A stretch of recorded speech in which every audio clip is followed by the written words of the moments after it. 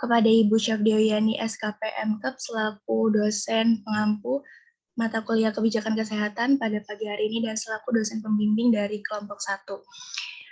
Selamat pagi juga kepada teman-teman 2 RKI yang sudah bergabung di kelas kebijakan kesehatan pada pagi hari ini. Saya Atia yang akan memoderatori presentasi dari kelompok 1 dengan judul presentasi sebagai berikut, yaitu program pemerintah dalam mengatasi dan menurunkan angka kematian ibu atau yang biasa disingkat AKI dan angka kematian bayi atau AKB. Dengan anggota kelompok 1 sebagai berikut.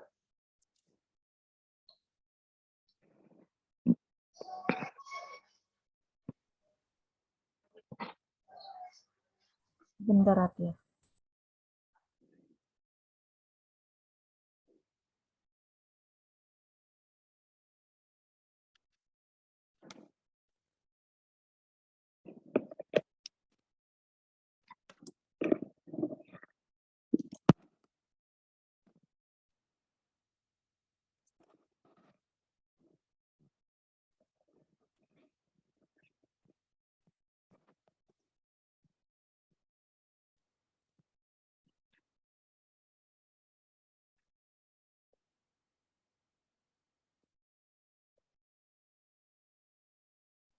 Mungkin bisa di next Angel ke anggota kelompoknya.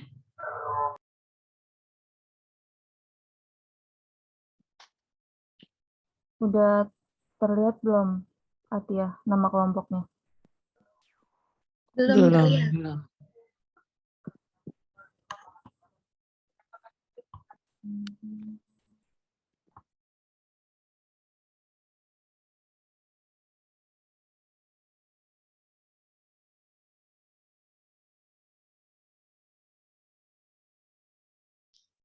Dengan nama anggota kelompok 1 sebagai berikut terdiri dari 4 orang. Yang pertama ada Aisyah Arifah Sabrina, Angelina Putri Andrianti Smith, Anissa Amalia, dan terakhir Atia Kamila Azahra. Boleh di next.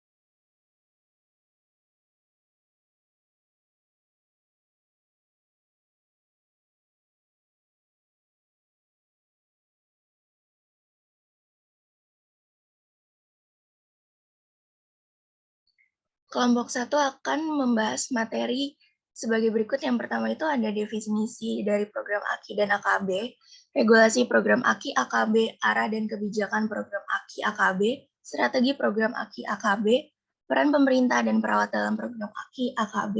Selanjutnya ada 3 lagi, yaitu isu pelaksanaan program AKI dan AKB, faktor-faktor yang memengaruhi program AKI dan AKB, dan pembahasan terakhir yaitu upaya atau dukungan program AKI dan AKB.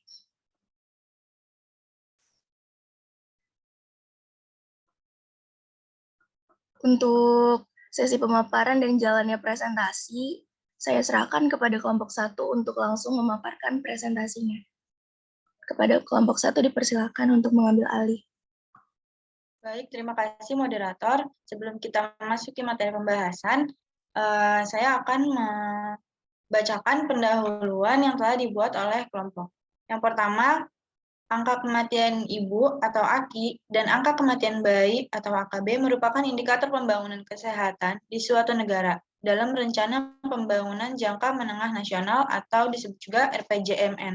Yang kedua, kegiatan program kesehatan masyarakat pada RPJMN tahun 2020 sampai 2024 berfokus pada penurunan angka kematian ibu, angka kematian bayi, penurunan prevalensi stunting dan wasting pada balita yang kemudian diikuti dengan indikator-indikator pendukung. Selanjutnya, berdasarkan data Sampling Registration System atau SRS tahun 2018, sekitar 76% kematian ibu terjadi di fase persalinan dan pasca persalinan dengan proporsi 24% terjadi saat hamil, 36% saat persalinan, dan 40% pasca persalinan. Kemenkes terus memperkuat kapasitas dan kapabilitas Pasienkes agar mampu menangani permasalahan-permasalahan yang dihadapi pasien sesegera mungkin. Lalu target angka kematian ibu turun menjadi 183 per 100.000 KH tahun 2024, diperlukan paling tidak penurunan kematian ibu sebesar 5,5% per tahun. Laporan SDKI tahun 2017 menunjukkan penurunan angka kematian neonatal dari 20 per 1000 KH tahun 2002 menjadi 15 per 1000 KH pada tahun 2017. Penurunan angka kematian bayi dari 35 per 1000 KH tahun 2002 menjadi 24 per 1000 KH tahun 2017. Dan penurunan angka kematian balita dari 46 per 1000 KH tahun 2002 menjadi 32 per 1000 KH tahun 2017. Namun angka tersebut masih cukup jauh dari target tahun 2004, di mana angka kematian neonatal diharapkan turun menjadi 10 per 1000 KH. Angka kematian bayi menjadi 16 per 1000 KH.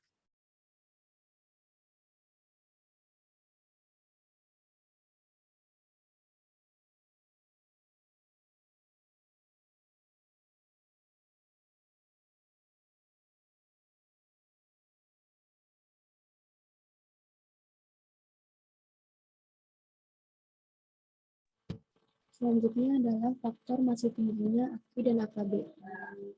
Tingginya kematian ini disebabkan oleh beberapa faktor risiko yang terjadi mulai dari fase sebelum hamil, yaitu yang pertama adalah kondisi wanita usia subur yang anemia atau kekurangan darah, lalu kurangnya energi kalori, obesitas, mempunyai penyakit penyerta seperti TBC dan lain-lain.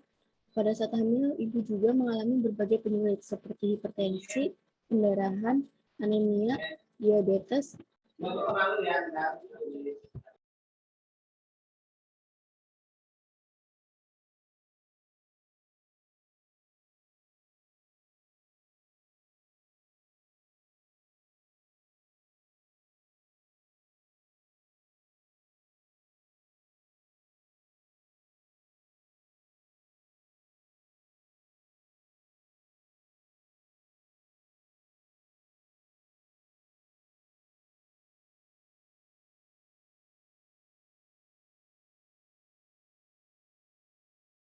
Suaranya nggak ada ya, Atia, Aisyah. Ya Ibu, izin Ibu mohon ditunggu sebentar Ibu karena teman yang saya yang lagi presentasi sedang ada kendala jaringan Ibu. Oke, baik ya. Ya, Iya, nggak mohon apa-apa. maaf ya Ibu. Iya, nggak apa-apa.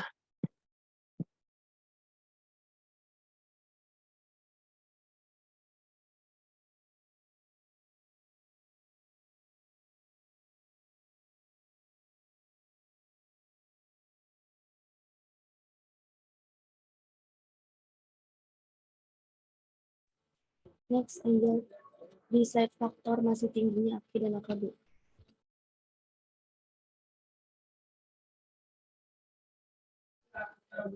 Dilanjut ya, kondisi wanita usia subur yang anemia, kurang energi kalori, obesitas, mempunyai penyakit penyerta seperti TBC dan lain-lain. Pada saat hamil, ibu juga mengalami berbagai penyulit seperti hipertensi, pendarahan, anemia, diabetes, infeksi, penyakit jantung, dan lain-lain. Kenaikan jumlah kematian ibu dan bayi juga terjadi pada saat pandemi COVID-19. Next. Yang kedua itu adalah keterlambatan mendapatkan pertolongan akibat faktor kemiskinan dan sosial budaya yang menyebabkan terlambat mengambil keputusan. Yang ketiga yaitu adalah keterlambatan mendapatkan pertolongan karena hambatan geografis dan transportasi untuk akses terhadap layanan kesehatan. Maksudnya itu adalah jika ada seseorang yang rumahnya di pedesaan atau di pemukiman, yang jauh dari akses pelayanan kesehatan, jauh dari puskesmas, klinik, atau rumah sakit. Pasti ke pelayanan kesehatan itu akan lebih lama. Yang keempat adalah kurangnya distribusi tenaga kesehatan secara merata di seluruh wilayah Indonesia. Next. Yang pertama akan kita bahas adalah definisi program AKI dan AKB. Angka kematian ibu atau AKI adalah banyaknya perempuan yang meninggal dari suatu penyebab kematian terkait dengan gangguan kehamilan atau penanganannya. Tidak termasuk kecelakaan, bunuh diri, atau kasus insidentil selama kehamilan, melahirkan, dan dalam masa nifas 42 hari setelah melahirkan, tanpa memperhitungkan lama kehamilan per 100.000 kelahiran hidup, menurut Badan Pusat Statistik. Ini adalah rumus, yaitu AKI sama dengan JKI atau jumlah kematian ibu yang berkaitan dengan kehamilan, persalinan, dan masa nifas atau hasil estimasi pada waktu tertentu per JLH atau jumlah kelahiran hidup pada periode waktu yang sama dikali 100.000. Next.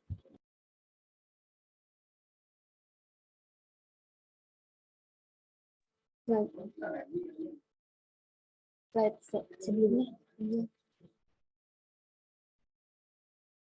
Selanjutnya itu adalah angka kematian bayi. Angka kematian bayi atau AKB adalah banyaknya bayi yang meninggal sebelum mencapai umur 1 tahun pada waktu tertentu per 1.000 kelahiran hidup pada periode waktu yang sama.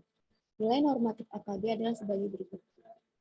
Kalau hasilnya itu 70, yaitu sangat tinggi, 40/70 itu tinggi, 20/39 itu sedang, kurang dari 20 itu rendah.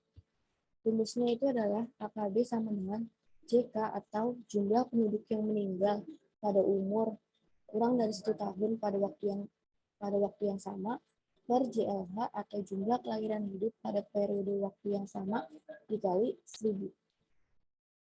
Next. Di sini ada diagram penyebab kematian ibu dan penyebab kematian neonatal. Yang pertama itu adalah penyebab kematian ibu.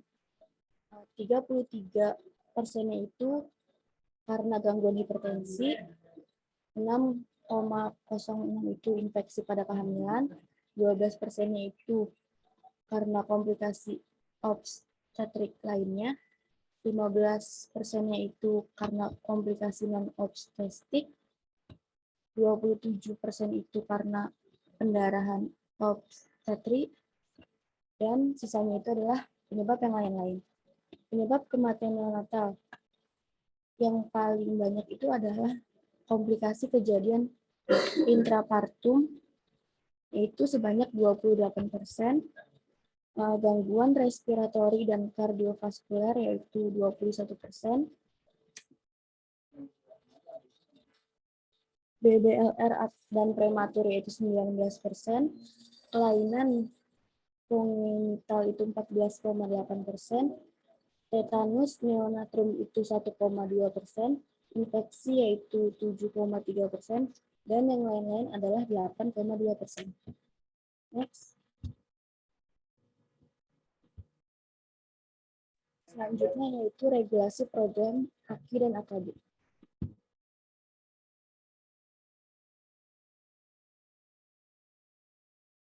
Penurunan angka kematian ibu AKI dan angka kematian bayi AKB merupakan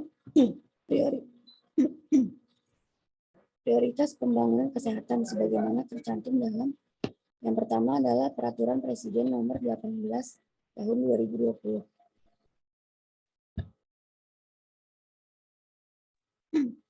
Tentang Rencana Pembangunan Jangka Menengah Nasional tahun 2020 sampai 2024. Untuk itu diperlukan berbagai upaya untuk menurunkan AKI dan AKB. Sebagaimana Peraturan Presiden Nomor 18 Tahun 2020, yaitu Pasal 1, Rencana Pembangunan Jangka Menengah Nasional tahun 2020 sampai 2024 yang selanjutnya disebut RPJM Nasional adalah dokumen perencanaan pembangunan nasional untuk periode 5 tahun terhitung sejak tahun 2020 sampai dengan tahun 2024. Next. Regulasi selanjutnya yaitu adalah Undang-Undang Republik Indonesia Nomor 36 Tahun 2009 tentang Kesehatan. Pasal 3 yaitu berbunyi pembangunan kesehatan bertujuan untuk meningkatkan kesadaran, kemauan, dan kemampuan hidup sehat bagi setiap orang, agar terwujud derajat kesehatan masyarakat yang setinggi-tingginya, sebagai investasi bagi pembangunan sumber daya manusia yang produktif secara sosial dan ekonomis.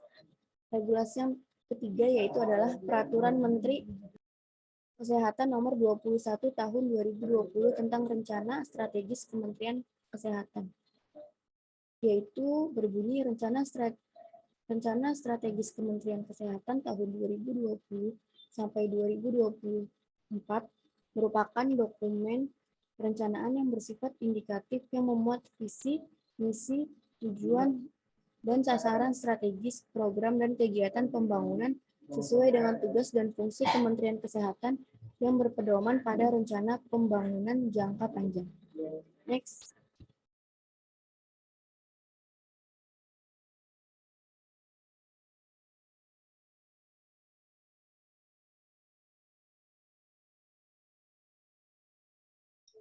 Selanjutnya, pembahasan ketiga yaitu arah dan kebijakan dari program AKI dan AKB.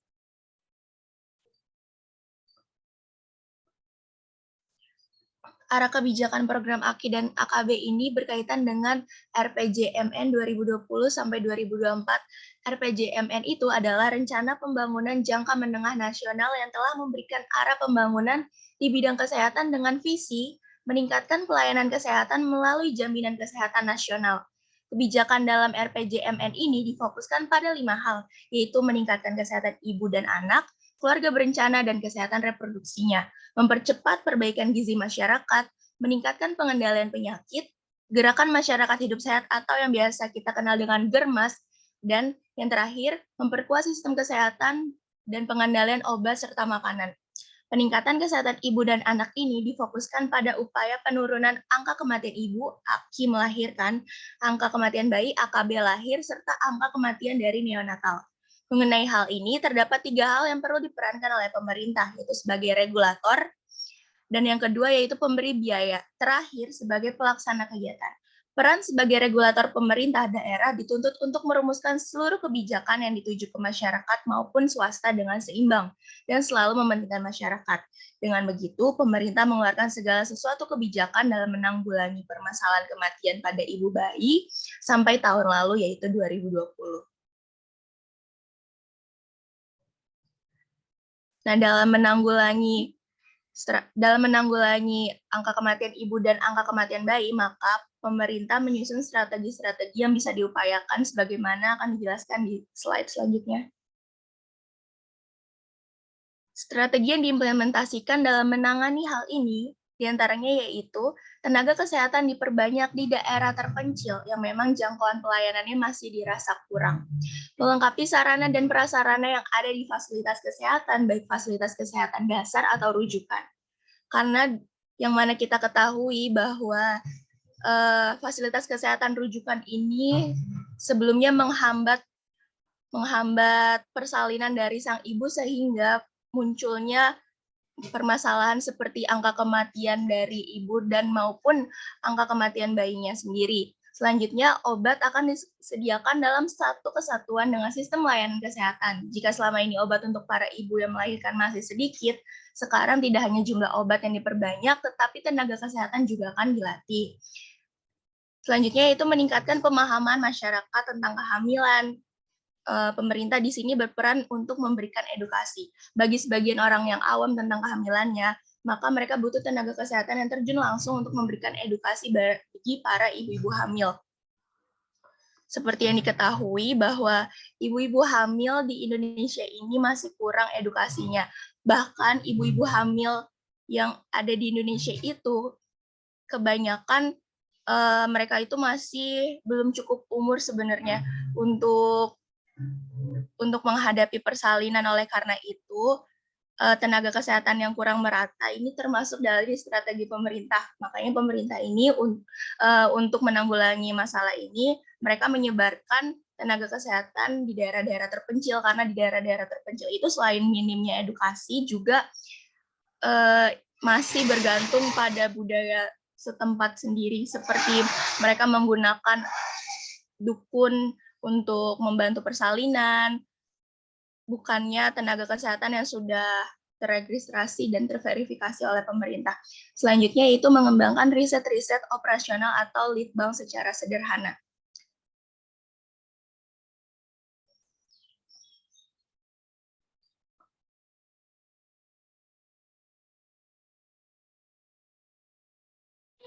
Baik, selanjutnya akan saya lanjutkan peran pemerintah dan peran perawat pada program angka kematian ibu dan angka kematian bayi. Next. Peran pemerintah. Pemangku kebijakan kesehatan yang kita ketahui adalah salah satunya Renstra. Renstra ini menjadi dasar dalam penyelenggaraan pembangunan kesehatan. Amanat Undang-Undang Nomor 25 Tahun 2004 tentang Sistem Perencanaan Pembangunan Nasional bahwa kementerian atau lembaga menyusun rencana strategis periode 5 tahun. Tujuan Renstra Kementerian Kesehatan pada tahun 2015 sampai 2019 lalu yaitu meningkatkan status kesehatan masyarakat dan meningkatkan daya tanggap responsiveness dan perlindungan masyarakat terhadap risiko sosial dan finansial di bidang kesehatan. Next. Peran pemerintah. Selain itu juga kegiatan program kesehatan masyarakat pada RPJMN tahun 2020 sampai 2024 akan berfokus pada penurunan angka kematian ibu, angka kematian bayi, penurunan prevalensi stunting dan wasting pada balita. Nah, foto berikut bisa dilihat arah kebijakan RPJMN 2020 sampai 2024 meningkatkan akses dan kualitas pelayanan kesehatan menuju cakupan kesehatan semesta dengan penekanan pada penguatan pelayanan kesehatan dasar atau primary health care dan peningkatan upaya promotif dan preventif didukung oleh inovasi dan pemanfaatan teknologi. Next. Peran perawat pada program AKI dan AKB. Peran perawat pada angka kematian ibu. Yang pertama, berdasarkan penyebab kematian ibu yang telah dijelaskan, yaitu preeklamsia, pendarahan, dan infeksi, maka intervensi kunci yang dapat dilakukan oleh peran petugas kesehatan adalah untuk preeklamsia dan eklamsia, yaitu melakukan pencegahan melalui penguatan asuhan antenatal yang berfokus. Yang kedua, pendarahan pasca persalinan. Yang dilakukan adalah mengidentifikasi resiko pendarahan pasca persalinan, pencegahan komplikasi dengan manajemen skala 3, manajemen kegawat daruratan pendarahan persalinan. Yang ketiga, apabila infeksi intrapartum, yang dapat dilakukan adalah pencegahan partus lama melalui penggunaan partograf, penggunaan antibiotik secara rasional, manajemen ketuban pecah dini, manajemen pasca persalinan. Lalu peran perawat dalam angka kematian bayi. Secara umum, peran perawat dalam menurunkan angka kematian bayi adalah salah satunya memonitoring ibu dari calon bayi serta bayi. Sebagai contoh perawatan langsung pada kasus-kasus penyakit pada balita itu seperti diare, perawat akan mengevaluasi status hidrasi untuk memutuskan rujukan yang diperlukan jika tidak terjadi dehidrasi atau terjadi dehidrasi ringan, maka perawat akan memberikan asupan cairan atau oralit dan melakukan monitoring selanjutnya sampai perbaikan status hidrasi. Next. Baik, yang keenam itu ada isu pelaksanaan program AKI dan AKB.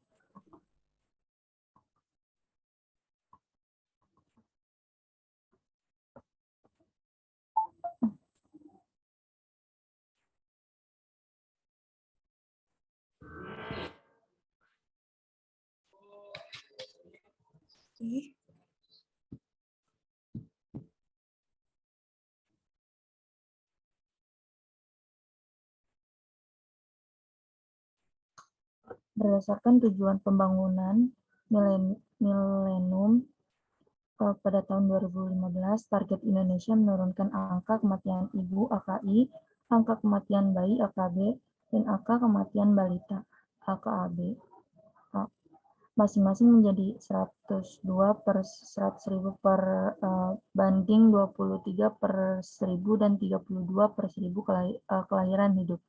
Berdasarkan survei demografi Kesehatan Indonesia (SDKI) tahun 2007, AKI dan AKB dan AKABA tersebut masing-masing masih 228 banding 34 dan 44 per angka kematian ibu dan bayi dan balita di Indonesia masih tergolong tinggi dan merupakan salah satu masalah keutamaan kesehatan. Desentralisasi. Desentralisasi merupakan suatu bentuk pemberian kewenangan pada unit-unit atau pengelolaan dengan tingkatan kewenangan yang lebih rendah di dalam suatu struktur organisasi. Sektor kesehatan di Indonesia itu berdampak baik sekaligus berdampak buruk pada pembangunan kesehatan, khususnya pada program penurunan AKI dan AKB dan AKBA. Desentralisasi memungkinkan pemerintah daerah membuat program pembangunan kesehatan spesifik yang sesuai dengan kebutuhan setempat. Namun, desentralisasi juga memberikan peluang pada pemerintah daerah melaksanakan program pembangunan kesehatan yang tidak sesuai kebijakan pembangunan kesehatan nasional sehingga berdampak pencapaian outcome ke kesehatan nasional yang tidak merata.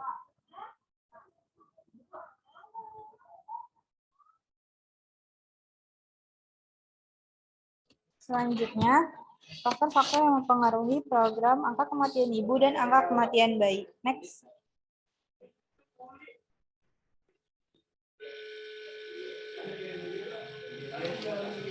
Faktor penyebab terjadinya angka kematian ibu dibagi menjadi dua, yaitu langsung dan tidak langsung. Penyebab langsungnya yang pertama, 80% penyebab obstetrik seperti pendarahan, sepsis, abortus tidak aman, preeklamsia, eklamsia, dan persalinan macet. Sisanya 20% terjadi karena penyakit yang diperberat oleh kehamilan. Yang kedua, terlalu banyak memiliki anak lebih dari 3 orang. Lalu ada kasusnya melahirkan di umur lebih dari 35 tahun serta melahirkan di usia muda saat umur kurang dari 17 tahun terjadinya angka kematian ibu. Yang penyebab tidak langsung juga banyak terkait dengan masalah pendidikan. Yang kedua kemiskinan, yang ketiga peran mandiri perempuan dalam pengambilan keputusan dalam keluarga, dan pelayanan kesehatan masyarakat yang masih bersifat sentralistik birokrasi. Next. Faktor yang mempengaruhi angka kematian bayi. Terdapat banyak faktor yang mempengaruhi tingkat angka kematian bayi, antara lain yang pertama, faktor ibu. Beberapa kondisi yang menjadi penyebab stillbirth adalah meliputi penyakit obesitas, diabetes mellitus, dan tekanan darah tinggi. Tak sedikit kasus bayi meninggal di dalam kandungan ini pun bisa karena penyalahgunaan obat-obatan terlarang. Yang kedua, faktor bayi. Bayi memiliki klasifikasi penyebab kematian. Penyebab kematian neonatal yaitu kondisi sekitar 0-28 hari, BBLR, asfiksia, tetanus neonatorum, sepsis, kelainan bawaan, penyebab kematian neonatal post-neonatal yaitu kondisi 29 hari sampai 11 bulan, pneumonia, diare, malaria, tetanus, kelainan saraf, kelainan saluran cerna, dan lain-lain. Bayi baru lahir sangat mudah memiliki penyakit atau terjadi infeksi yang dapat menyebabkan kematian bayi. Namun, kebanyakan kematian bayi terjadi sewaktu bayi masih dalam rahim. Yang ketiga, kondisi sosial ekonomi. Ketidakmampuan orang tua dan keluarga dalam memenuhi kebutuhan bayi dapat menjadi salah satu faktor meningkatnya angka kematian bayi. Yang keempat, pelayanan kesehatan. Berdasarkan data sampling registration system, tahun 2018, sekitar 76% kematian ibu terjadi di fase persalinan dan pasca persalinan dengan proporsi 24% terjadi saat hamil, 36% saat persalinan, dan 40% pasca persalinan. Yang mana lebih dari 62% kematian ibu dan bayi terjadi di rumah sakit. Artinya, akses masyarakat mencapai fasilitas pelayanan kesehatan rujukan sudah cukup baik. Kemudahan akses masyarakat terhadap Puskesmas juga menjadi perhatian pemerintah. Kemenkes tengah mengembangkan berbagai inovasi pelayanan kesehatan terintegrasi berbasis digital yang bisa diakses masyarakat dimanapun dan kapanpun. Next.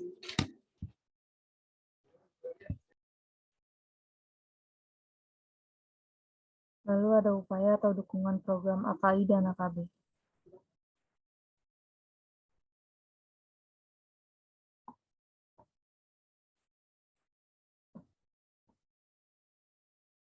Mengatasi masalah kematian ibu dan bayi dari segi medis dan manajemen pelayanan kesehatan bukanlah hal yang sulit. Hal yang sulit adalah mengatasi masalah non-medis seperti aspek sosial dan budaya. Terkait dengan aspek sosial budaya, salah satu cara yang dinilai akan mempercepat keberhasilan suatu kegiatan adalah dengan menggunakan pendekatan pemberdayaan masyarakat. Suatu kegiatan dapat dikategorikan sebagai pemberdayaan bila mampu memperkuat, meningkatkan atau mengembangkan potensi masyarakat setempat. Potensi masyarakat di bidang kesehatan diantaranya adalah organisasi kemasyarakatan. Potensi organisasi ini perlu mendapat perhatian karena kegiatannya sampai pada tingkat operasional seperti posyandu desa, siaga, dan gerakan sayang ibu. Jadi kesimpulannya di sini menurunkan angka AKI dan AKB di Indonesia dan wilayah yang terbesar begitu luas dengan ribuan pulau yang dihuni dan dataran yang bervariasi sangatlah berat.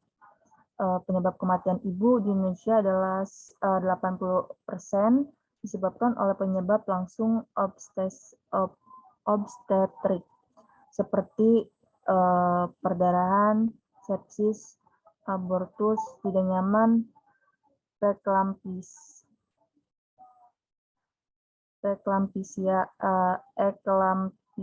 dan persalinan macet. Penyebab kematian ibu secara tidak langsung juga banyak terkait dengan masalah kemiskinan, pelayanan kesehatan masyarakat yang masih bersifat sentralistik, birokrasi. Mengenai hal ini terdapat 3 hal yang perlu diperankan oleh pemerintah, yaitu sebagai regulator yang pertama, dan yang kedua yaitu memberikan biaya terakhir sebagai pelaksanaan kegiatan.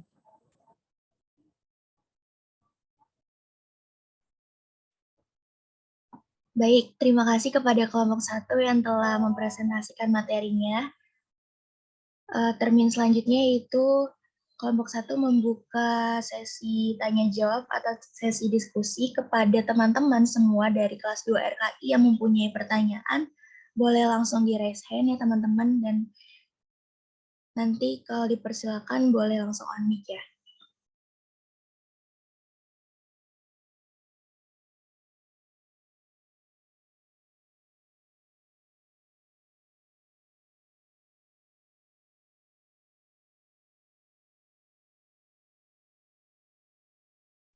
Ya baik, sudah ada 3 orang yang raise hand, dimulai dari Dini Tristawati dulu. Boleh silakan langsung on mic aja Dini.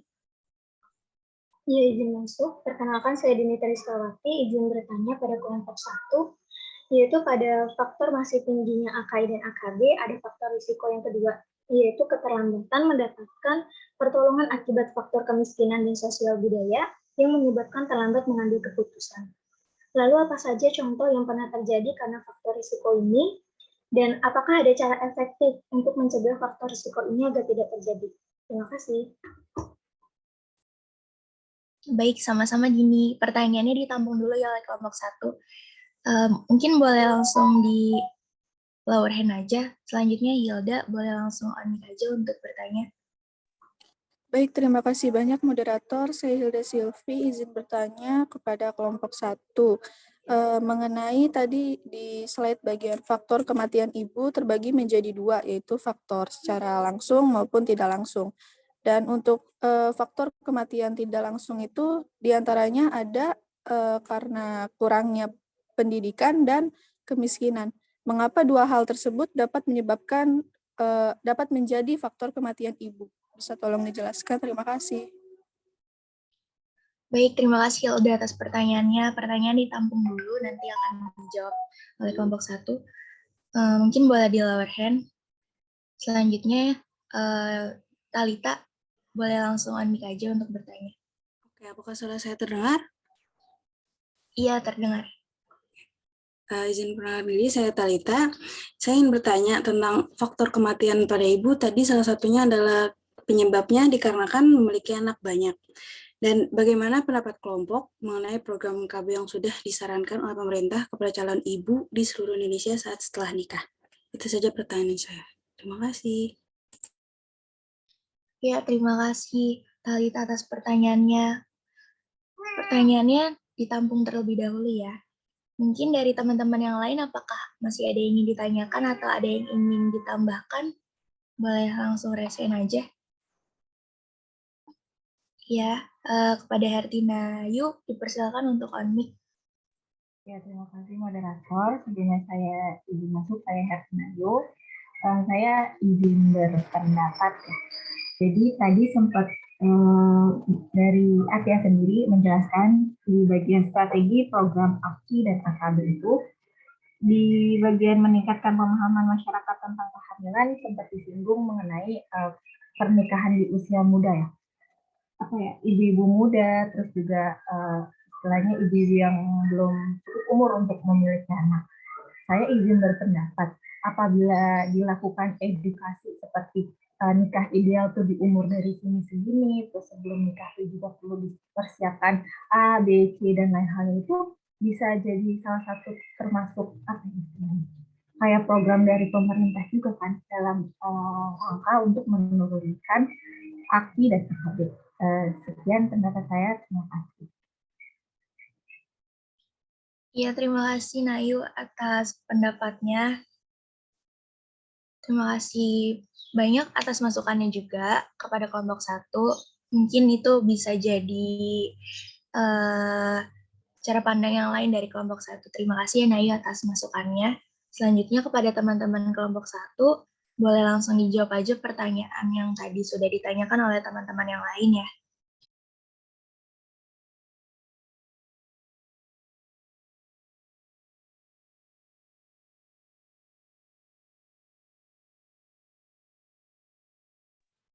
Assalamualaikum warahmatullahi wabarakatuh. Izin memperkenalkan diri. Nama saya Aisyah Sabrina. Di sini saya ingin menjawab pertanyaan dari Dini. Pertanyaan itu adalah pada faktor risiko yang kedua, yaitu terdapat keterlambatan mendapatkan pertolongan akibat faktor kemiskinan dan sosial budaya yang menyebabkan terlambat mengambil keputusan. Pertanyaannya yaitu, lalu apa saja contoh yang pernah terjadi karena faktor risiko ini, serta apakah ada cara efektif untuk mencegah faktor risiko ini agar tidak terjadi? Apakah seperti itu, Dini? Iya, benar, Miss.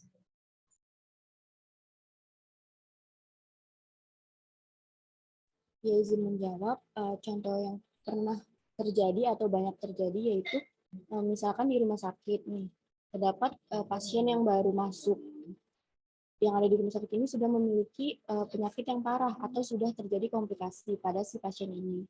Nah, saat ditanya oleh perawat atau dokter, faktor utama mereka yaitu karena tidak punya uang untuk berobat atau hanya sekedar kontrol. Menurut saya faktor lainnya yaitu minimnya pengetahuan, dikarenakan tidak adanya akses teknologi seperti tidak memiliki HP, tidak memiliki TV, sehingga mereka ini ketinggalan berita-berita terkini seputar kesehatan. Sehingga pasien yang memiliki kekurangan biaya ini, mereka berobat ketika sudah parah. Menurut saya pencegahan itu adalah kita kan sudah dikasih fasilitas kartu BPJS ya. Nah, kita manfaatkan kartu BPJS itu untuk berobat, untuk meringankan biaya pengobatan dan rumah sakit. Menurut pendapat saya segitu, Dini, apakah sudah terjawab? Ya, sudah, Ais. Terima kasih. Oke, moderator, ya, moderator siapa tadi? Iya, izin Ibu, saya Ibu Oh, moderator. Atia ya, Atia ya. Oke ya, tadi sudah dijawab ya pertanyaan-pertanyaan ya dari pertanyaan dan masukan dari teman-temannya. Mungkin sudah dicatat ya oleh kelompok 1. Dicatat ya kalau masukannya itu berbeda dari makalah yang ada di kelompok 1. Nah, sekarang Ibu yang akan memberikan berikan kuis ya. Ya, kuis 1. Oke ya. Caranya nanti kalian jawab di chat ini, gitu ya. Nah, cara menjawabnya adalah 5 menit. 5 menit setelah Ibu memberikan pertanyaan. Itu ya, 5 menit setelah Ibu memberikan pertanyaan. Jadi, ya jika lebih dari 5 menit itu tidak Ibu nilai. Ya, jadi tidak Ibu nilai. Ibu pegang daftar nama mahasiswa, jadi nanti tinggal Ibu lihat aja jawaban benar atau tidak. Kalau yang benar Ibu contreng di sini. Nanti kalau kalian sudah jawab, raise hand ya. Jadi Ibu sudah lihat tandanya siapa yang sudah jawab. Oke, yang kuis yang pertama ya. Apa definisi angka kematian Ibu? Oke, silakan jawab. Jawabnya di chat ya. Berarti sekarang jam 9. 9 kurang 5. Nanti sampai jam 9 ya. Ya, 8.55 sampai jam 9. Oke. Silakan ya. Oke, nah seperti ini kan, Hartonayu udah jawab. Oke.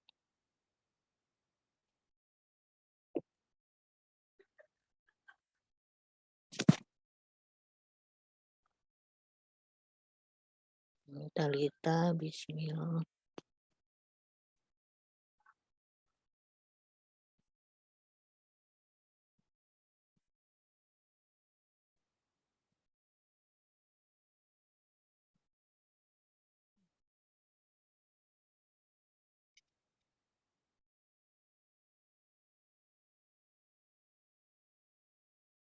Yang sudah jawab tolong di itu ya, raise hand ya, biar ada tanda.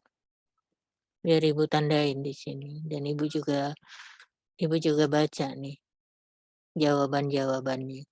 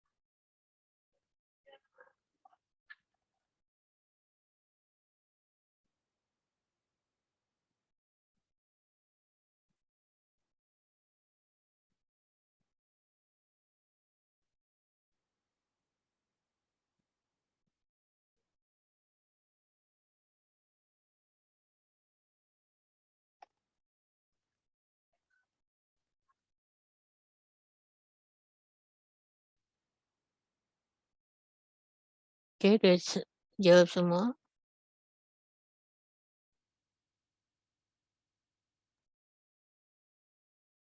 Kelompok Aisyah, Angeliana, Anissa, dan Atia.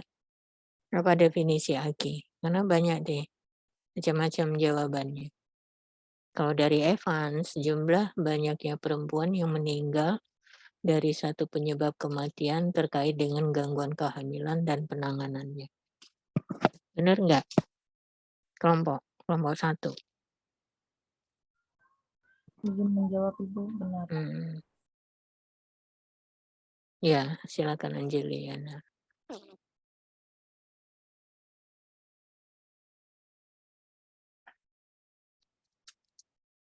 Ibu izin masuk. Ya, silakan.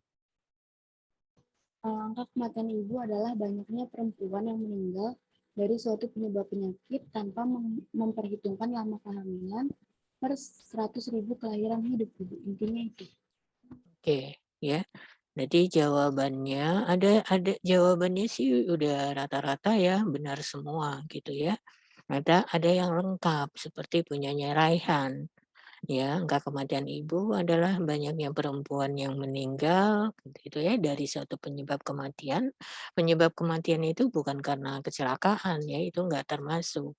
Tapi adalah terkait dengan gangguan kehamilan dan atau penanganannya gitu ya. Jadi selama kehamilan, melahirkan dan dalam rangka masa nifas. Jadi 42 hari ya pasca melahirkan gitu ya.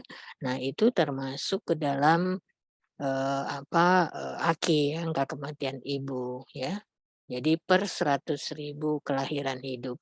Ini jangan lupa nih 100.000 per kelahiran hidupnya ini itu disertakan gitu. Kalau nggak ada itu belum kita masukkan dalam AKI. Pengertian AKI di dalam program kebijakan pemerintah. Oke ya. Nah, itu yang untuk yang pertanyaan pertama. Jadi semua udah jawab ya, seluruhnya hampir betul, tapi yang sudah lengkap tadi seperti Raihan dan seperti yang dijelaskan oleh kelompok Aisyah. Sekarang kuis yang kedua. Ya, kuis yang kedua sekarang jam 9 ya, 9.02 sampai dengan nanti 9 7. Oke, ya, pada kuis yang kedua, apa definisi AKB? Ya, silakan.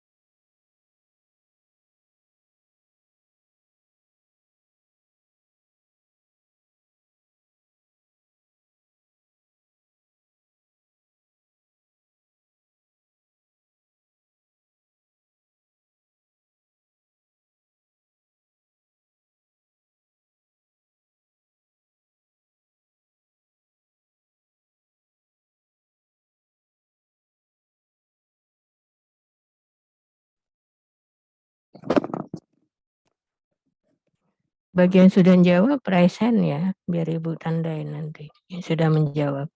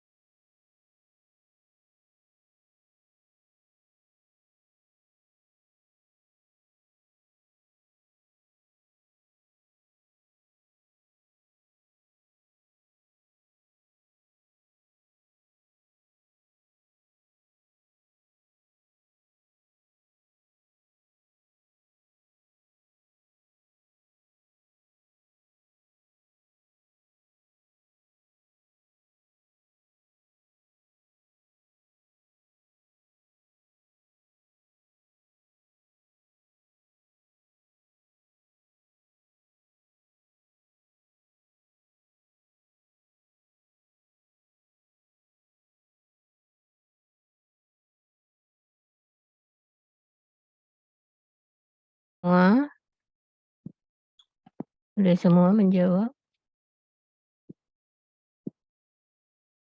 Nuraini Fajar udah semua? Faisa? Faisa udah jawab? Izin sudah, Ibu. Oh ya, oh mana? Oh iya, sudah.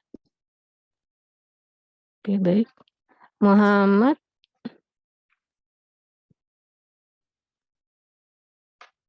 Izin Bu, saya sudah.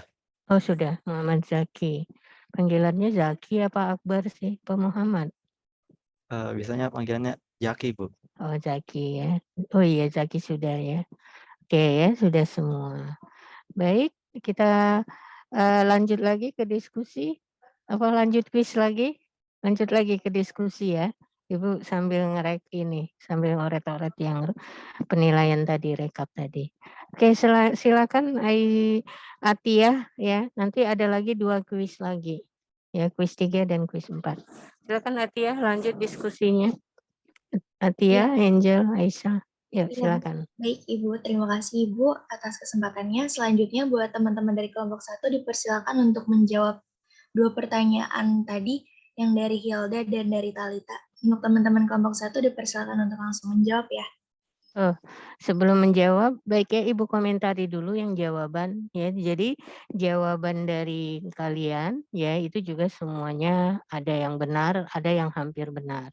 Jadi artinya untuk mendefinisikan AKB, jadi bayi yang meninggal itu sebelum mencapai usia 1 tahun. Berarti sebelum 1 tahun, sebelum mencapai usia 1 tahun boleh ya.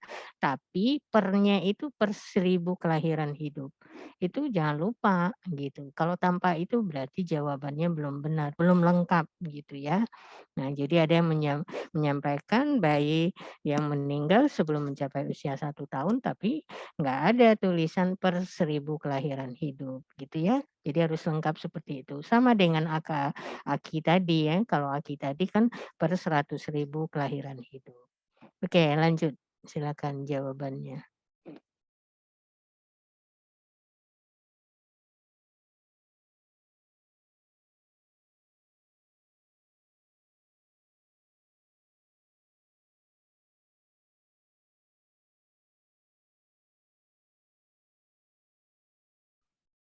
Oke, silakan kelompok jawab pertanyaan yang tadi dari temannya. Iya, Ibu.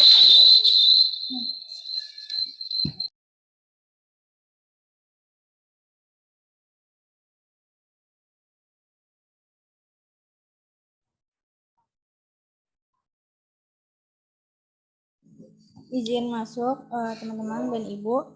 Izin memperkenalkan diri, nama saya Anissa Amalia dari kelompok 1.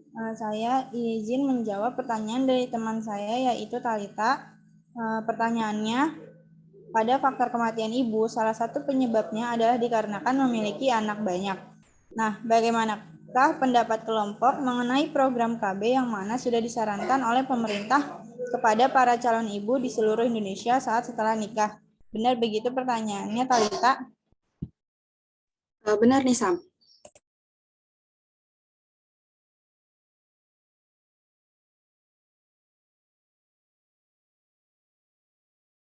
Baik, izin menjawab. Menurut pendapat kelompok,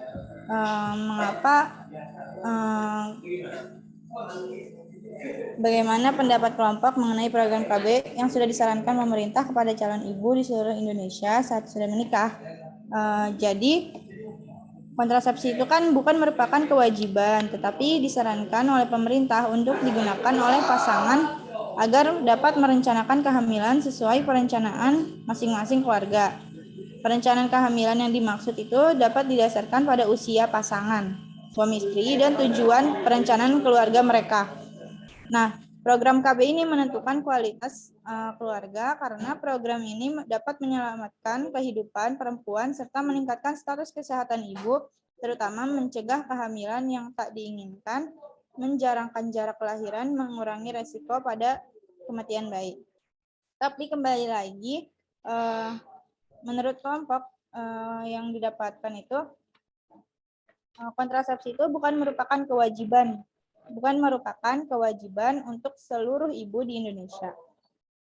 Tetapi memang anjurannya sudah ada dari pemerintah. Begitu Talita, apakah sudah terjawab?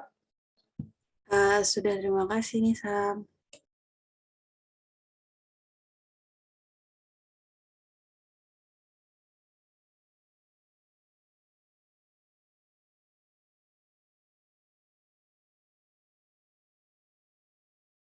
Dan terima kasih kelompok sudah menjawab. Nah, kita masuk lagi ke kuis yang ketiga. Ya, kuis yang ketiga. Oke, kuis 3. Ya, jamnya.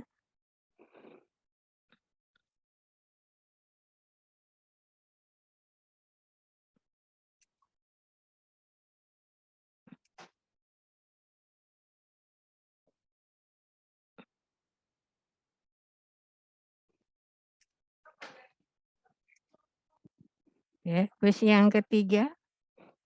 Gitu ya. Apa penyebab kematian ibu yang terbesar presentasinya? Kan tadi ada itu di diagram pie-nya kelompok 1. Nah, penyebab kematian itu kan bermacam-macam. Nah, angka kematian yang terbesar, penyebab angka kematian yang terbesar, presentasinya itu karena apa? Untuk yang AKI ya, angka kematian ibu. Presentasinya terbesar karena apa penyebabnya? Kalau perlu sebutkan presentasinya.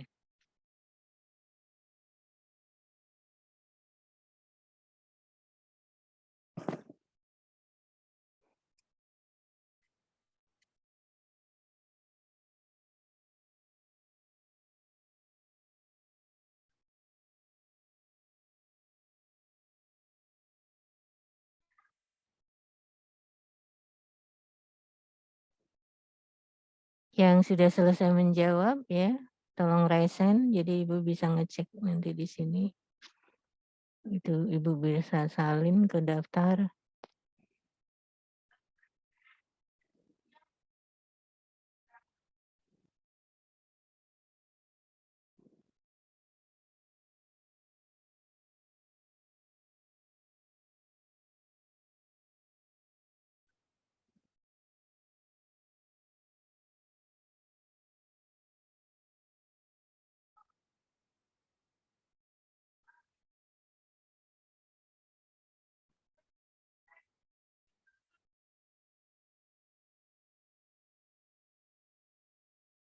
Oke ya.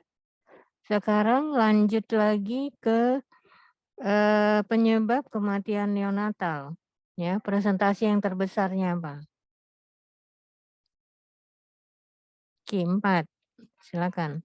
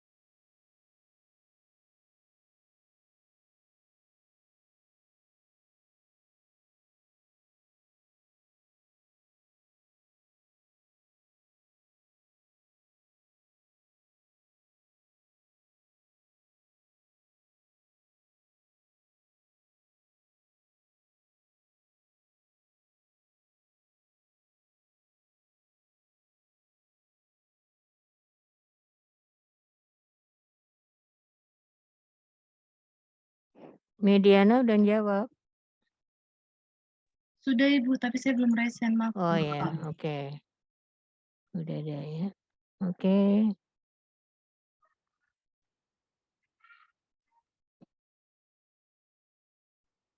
Oke ya, baik ya. Jadi semua sudah jawab.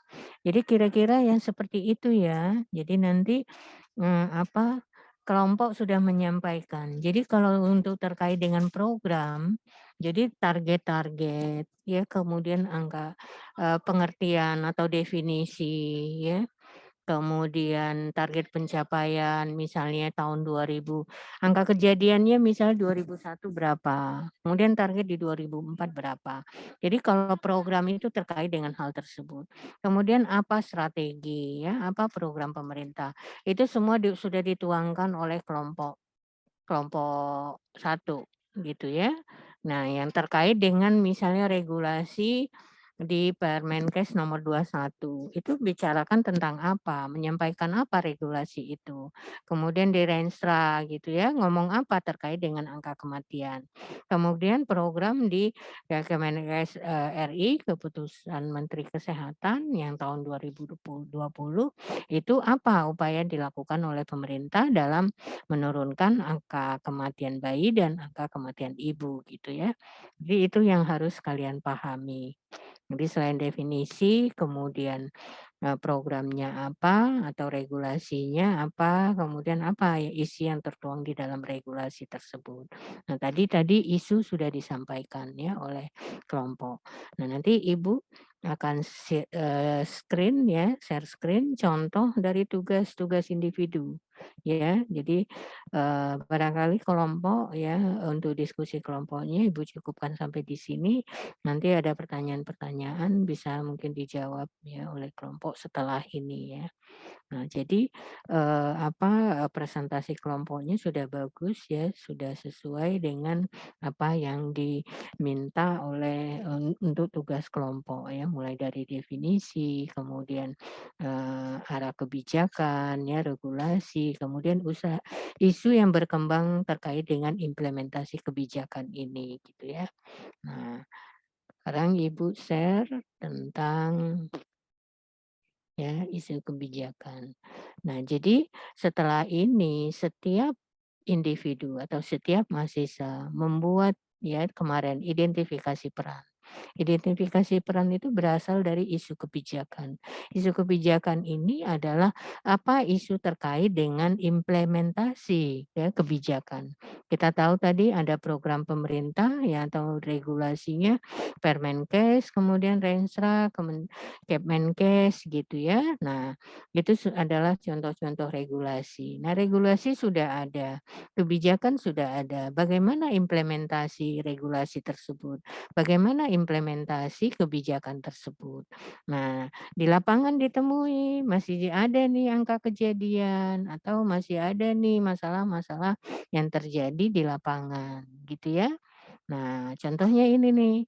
Nah, kalian identifikasi nih ya, identifikasi isu kebijakan. Nah, di sini adalah isu serta peran perawat di sini, gitu ya. Nah, jadi nanti di penjelasan ini kalian ambil nih data-data, ambil di mana aja. Banyak sekali artikel yang terkait dengan AKI dan AKB, ya. Kemudian sumbernya kalian copy taruh di sini. Ini sumbernya. Kalau kalian klik ya link ini isinya ada ringkasan ini, gitu ya. Kalian ringkas gitu ya data-datanya. Seperti ini.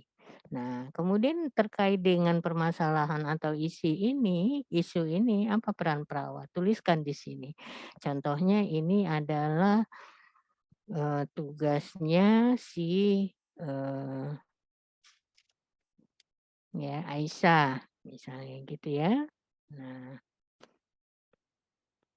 kemudian ada lagi yang keduanya gitu ya. Nah, yang keduanya ini punyanya si Anjeliana gitu ya. Anjeliana gitu ya. Nih, Anjeliana lihat nih, oh Kementerian Kesehatan sudah meluncurkan jam persal gitu. Nah, ini data-datanya. Nah, kemudian perawat apa? Kalau Kementerian Kesehatan sudah meluncurkan jam persal, apa tugas kita di sini? Berarti kita memberikan edukasi, memberikan informasi terkait dengan apa nih? Jam persalnya gitu ya. Nah, nih sumbernya itu ya, cantumkan di sini. Nah, kemudian di sini siapa lagi misalnya? Oh, di sini punyanya Anissa misalnya gitu ya. Anissa gitu ya. Nah, gitu. Nah, kemudian yang di sini punyanya Atia gitu ya.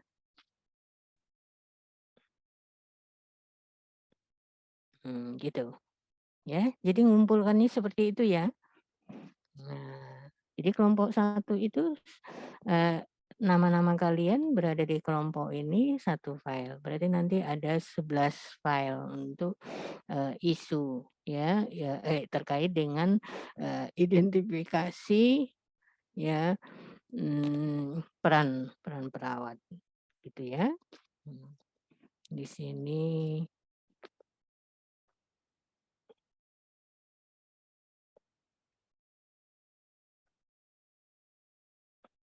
oke, ya. Di sini identifikasi peran perawat. Ya. Nah, nanti ini contohnya Ibu share lagi ke apa? Teman-temannya.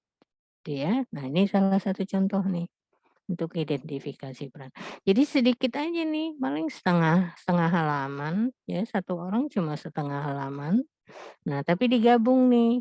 Ada 4 orang nih dalam satu kelompok yang punyanya. Udah digabung aja. Jadi tidak pusing nih dosennya membacanya, baca tugas-tugasnya.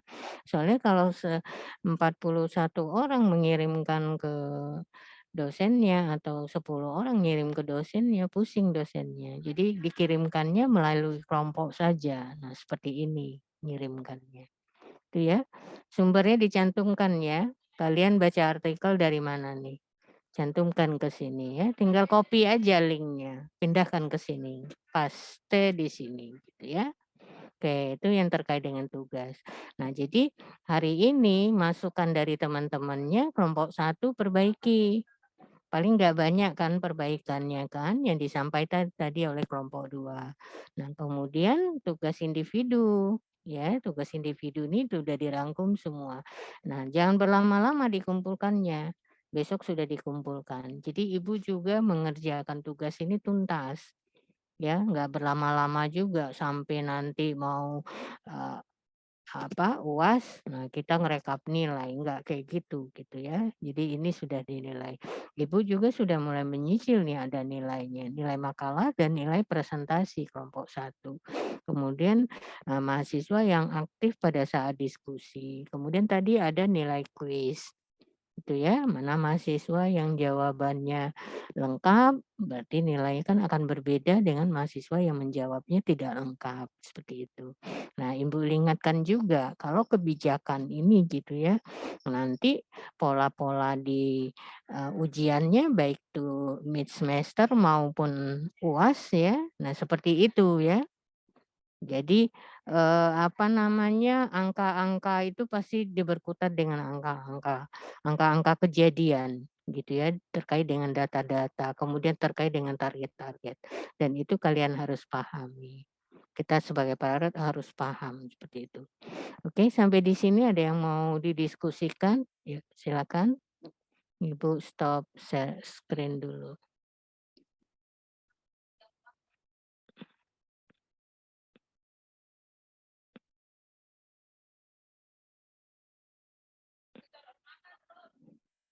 Oke, ada yang mau ditanyakan?